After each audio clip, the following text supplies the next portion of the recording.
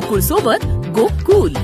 कोल्हापूर जिल्ह्याचे माजी पालकमंत्री सतेज पाटील यांनी टोलचं एक आंदोलन केलं आणि ते टोलचं आंदोलन करून काहीतरी यश मिळवलं, विजय मिळवला अशा पद्धतीच्या घोषणा देऊन एक पत्र त्यांनी व्हॉट्सअपवर करायला लागलेलं आहे आणि ते आता प्रेसला जाईल।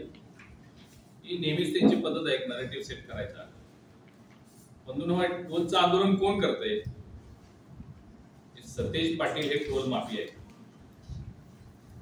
कोल्हापूरचा टोलचा प्रश्न कोल्हापूरकर विसरलेले नाही। देशातलं सगळ्यात मोठं टोलचं आंदोलन कुठं झालं असेल तर ते कोल्हापूरमध्ये झालं होतं। कशासाठी झालं होतं? कोल्हापूरमध्ये जो रस्ते प्रकल्प झाला होता त्याच्यावर टोल लावण्यावरून संपूर्ण कोल्हापूर जिल्हा एकवटलेला होता। अनेक दिवस आंदोलन, उपोषण, अनेक वेळा अनेक लोक जेलमध्ये गेली होती। स्वतः स्वर्गीय एन.डी. पाटील साहेब हे या टोलच्या आंदोलनाचं नेतृत्व करताना आपण सगळ्यांनी पाहिलं आणि एवढ्या गायमागायमीमध्ये त्यावेळेसचे हे मंत्री होते, मंत्री, आमदार, खासदार यांना टोलची माफी असते, त्यांना राज्यभरामध्ये कुठेही टोल द्यावा लागत नाही।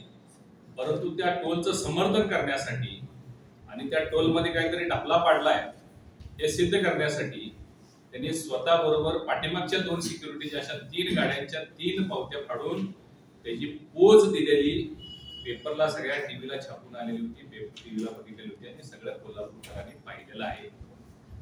त्यामुळं टोलचं खरं हे कोल्हापूरवर टोल लादण्याचं काम त्यांनी केलं आणि त्याचं समर्थन त्यांनी केलं। तो टोल घालवला कोणी? तो टोल घालवण्याचं काम आमच्या सरकारनं, सन्माननीय मुख्यमंत्री त्यावेळेचे देवेंद्रजी फडणवीस यांनी कोल्हापूरमध्ये घोषणा केलेली होती।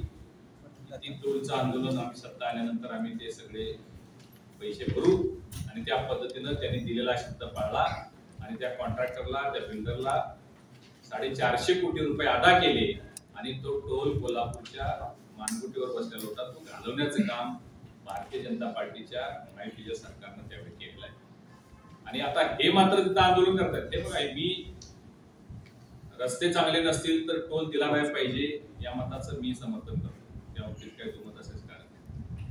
परंतु पाऊस चालू आहे, कामं चालू आहेत, रस्त्याचं काम सुरू आहे आणि असं असताना फक्त राजकीय भांडवल करण्यासाठी, निवडणुका आता विधानसभेच्या जवळ आलेले आहेत, त्याचं भांडवल करण्यासाठी त्यांनी हे आंदोलनाचा शो केलेला आहे, इव्हेंट केलेला आहे आणि यामध्ये यश मिळालं असं ते आता मी मगाशी बाईट ऐकली त्याची। खरं तर ते पत्र मी वाचलं, त्यामध्ये असं लिहिलं की 25% आम्ही माफी देत आहोत त्या रस्त्याला। हे 25% माफीचं राजपत्र माझ्याकडे आहे, म्हणजे हा कायदा आहे, हा काही त्यांचं त्या टोलच्या आंदोलनाचं यश नाही आहे। हे भारत राजपत्र हे 2013चं अमेंडमेंट केंद्र सरकारचं आहे, हिंदी इंग्लिश दोन्ही मध्ये आहे आणि यामध्ये लिहिलेलं आहे the rate of the fee for a section of 4 lane highway shall on and from the commencement of the work related to upgradation of 6 lane be 75%। म्हणजे 6 लेनचं जर काम चालू असेल तर 75% टोल घ्यावा असा GR आहे।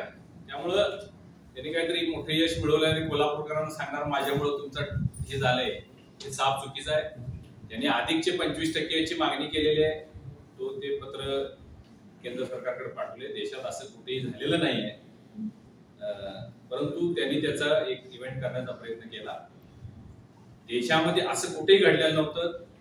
ते कोल्हापूरमध्ये 450 करोड रुपये कॉन्ट्रॅक्टरची भागून कोल्हापूरला टोल मुक्त करण्याचं खरं काम कोणी केलं असेल तर भाजपने केलेलं आहे। या टोल माफियांना टोलचं आंदोलन करण्याचा कोणताही अधिकार नाही असं माझं मत आहे।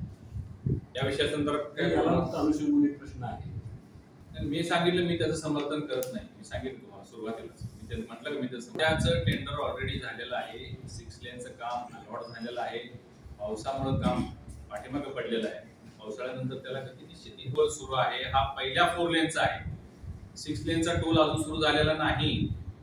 टोल जो चालू आहे तो पहिले जे 4 लेनचे रस्ते चालू होते त्याच्या नॅशनल हायवेचे त्याचे आहेत, 6 लेनचा टोल अजून झालेला नाही, त्याचं काम झालं की टोल कसा घेता येईल?